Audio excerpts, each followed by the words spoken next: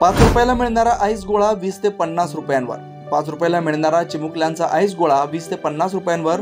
बर्फाचे दर वाढल्यानं एरवी 30 रुपयाला मिळणारी बर्फाची लादी वाढत्या तापमानामुळे 100 रुपयांवर जाऊन पोहोचले।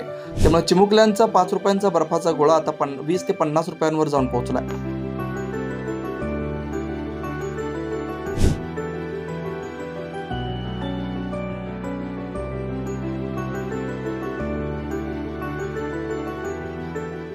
माझं नाव गणेश राजेंद्र कांबळे, मी राहणार पंढरपूर, तिथला रहिवासी।